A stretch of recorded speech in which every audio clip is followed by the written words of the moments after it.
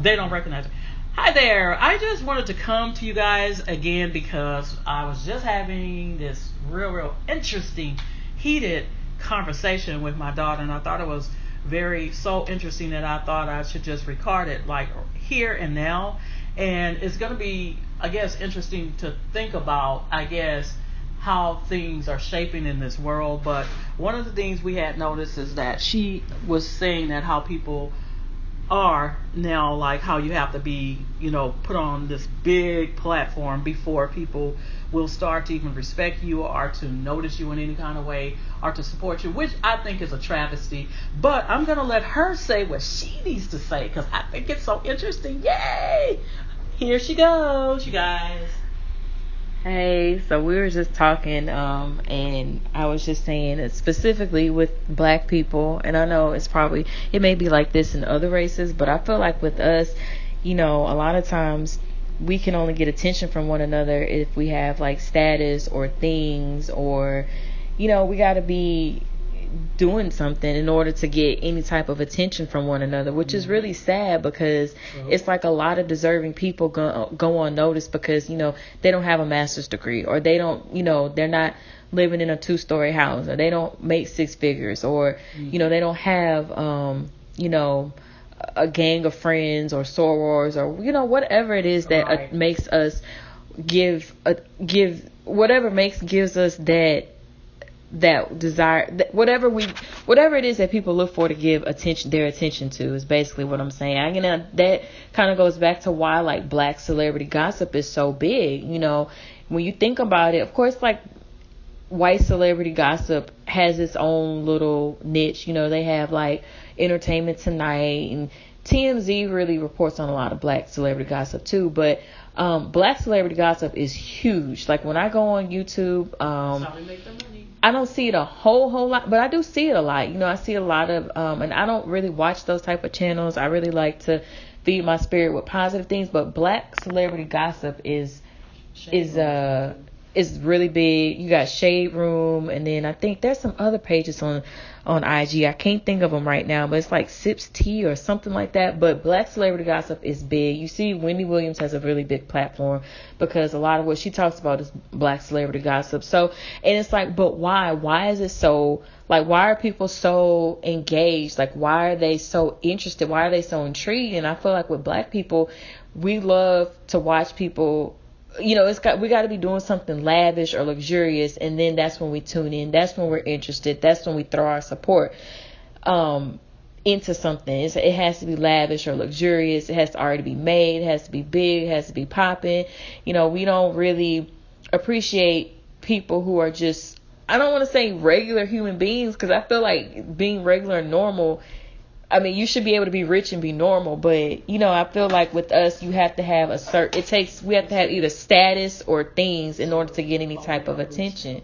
So it's basically like we've come to like either you're fake or you're on food stamps. And this is by no means, I'm not digging on people on food stamps at all. Like I know what it's like, to not have a whole lot. But I'm just saying that that's where we are as black people. Like either you have the ones who are in the trenches, who are struggling, or you have those that are fake and phony. And it's not so much to say that the fake and phony ones are necessarily rich, but they feel like in their mind they can relate more to people that are rich and famous or just rich than they can to people who are on food stamps or who are struggling. And that's the sad thing that has really like happened in our race. Is like, once we stop, I guess, living paycheck to paycheck or struggling, we automatically feel like we've elevated and we're more close to, like a celebrity status or lavish. And, we only have interest in things that are lavish or popping or luxurious. And, that's sad.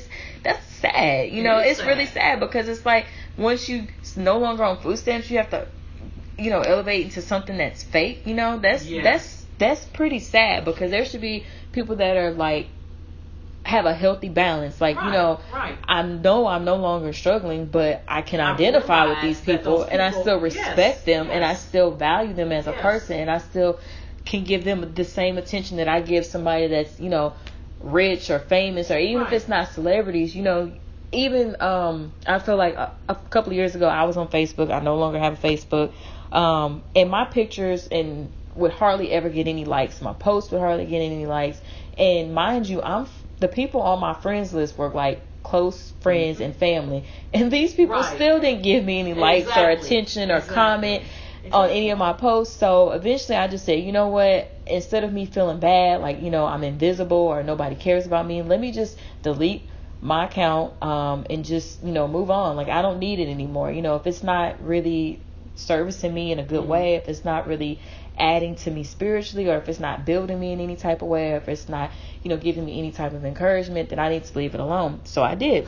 Right. But that just goes to show you that I feel like in our race, and I'm not saying this doesn't happen in other races, but I do feel like with us, we've OD'd on like the phoniness. Like, I know there was a point in time where, you know, people were telling us that we're nothing, we're not successful, and we don't deserve this, and we can't have that. And we were denied a lot of stuff, and we overcame that. You know, with God is so good. You know, He helped us get over that hump, and now a lot of us have been able to be successful and, you know, be able to provide for our families and do better. But to what extent now it's like, yeah, we're doing all that stuff, but, you know, it's made us almost like, I don't know what the word is, like, it's desensitized selfish. us. Well, it's made us for sure, but made us way more selfish. Way more selfish and way more like almost like, you know, almost maybe not arrogant, but it's made us like a lot more snotty. Yes, arrogant.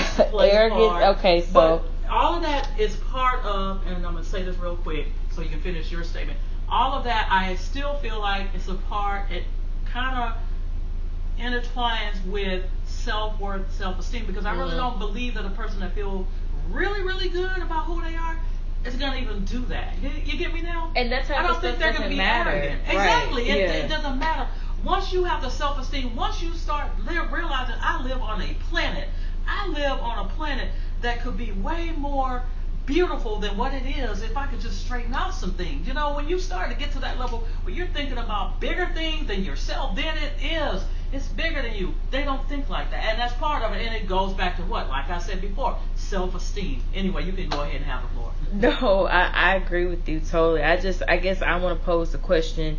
I guess this video, the whole like message behind this video, or this, you know, I guess it's like a little mini podcast or whatever you want to call it, but the whole message is, why do black people only, like, why do we only notice or recognize lavish things? I'm not saying other races don't, because they do too, but I feel like with us it's bad. Like, I mean, we don't see it, but, you know, why, you know, and I'm not trying to say that we shouldn't celebrate our accomplishments or be proud of the stuff that we've done, but I feel like we're ODing, because, you know, that shouldn't be all we're about. Like, you should be able to accomplish those things and move on. Like, when white people, they get their degrees, I'm not saying that they don't go out and celebrate and post it everywhere and do all that stuff, but like, it's such a, we put it on social media, right, we have to like blast it, and then not only do we blast it everywhere, you know, we have the audacity to pretty much almost like have our nose crap on other people. Exactly. You know, and that's not cool. And if you felt like this was something that you're self-assured, that this was something that you had in your heart the whole time that you were going to accomplish, you just do it and move on. You wouldn't have to post it and crap on people. And I think that's the key indicator right there. And also get to, before our time is up, because we only got 15 minutes, get to the part where you were saying, like, the bigger you two. Okay, so people, how all this came about was we were having a discussion because, and not that I'm taking any digs or jabs at any of these people, you know, I'm pretty sure, you know, however they got their following is how they got it. You know, I'm pretty sure there's a lot of people on YouTube that have worked hard for their following. I'm not saying that. I think that there's a lot of other YouTubers with smaller platforms that work just as equally hard, if not harder, actually, because if you notice like some of like the bigger channels, like what they all have in common, a lot of them, they live a very lavish lifestyle. Like, you know, they go out on, you know, they go on trips, they go out on weekends, they have a lot of friends, you know, they live a very lavish, luxurious lifestyle. And I feel like, and these are black YouTubers, I'm not saying the white YouTubers don't, but specifically the black YouTubers that have bigger platforms, especially the females, you know, the younger females, 35 and under, they have, you know, they live very luxurious, lavish lifestyles. And I feel like sometimes in order to make it on YouTube, you have to be doing or living that type of lifestyle for people to even want to engage in your channel or interact or look at your channel, and it's really sad because it's like, if you're not doing those things, it's almost like you don't stand a chance, which is unfortunate because there's a lot of talented creators that aren't living lavish lifestyles, that live just, regular everyday life, who live very regular everyday lives, and they don't get the same opportunities because they're not popping, or they're not, they're not going to Dubai, or they're not going on shopping sprees, or they're not buying homes, or riding around in Mercedes and doing all that type of stuff. I feel like, especially in the Black community, like we only recognize, or we only give attention to things that are luxurious and lavish, and that's part of the reason why a lot of YouTubers are smaller YouTubers especially, like it's hard for them to really grab an audience, because I feel like what people want to see is not what they're doing, and it's so unfortunate because there's a lot of talented creators out there that don't get they don't get the same opportunity, because it all goes back to Black people want to see lavish, luxurious things. They don't want, once they're no longer in the hood, if they ever were, and some of them never were, so they've always been this way. They only want to see things, I guess, that reflect them or what they're trying to do or what they're about. They don't feel like they no longer can relate to somebody who's just working a regular 9 to 5, maybe working 2 jobs. They feel like they can no longer relate to that person. Right. Even though that person may actually have more knowledge and more skills and, probably know more. Yeah, be more well-rounded, but they rather see somebody that they feel like fits the mold of what they're doing, or they have more in common with that person. And even if they're not living to that extent, to that lavish extent of going on, luxurious vacations, every 2 to 3 months, or doing extreme things like that, they still feel like in their heart, like, oh, well, I'm more on her level. Or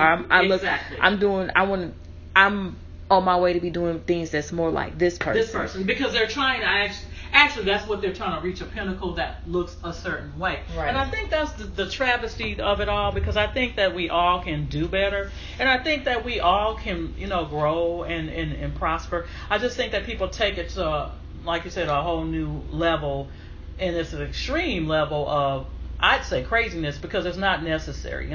I think all of us doing well, trying to help somebody as we come up, that's the bigger picture that we need to be seeing, and I'm very, very adamant about that.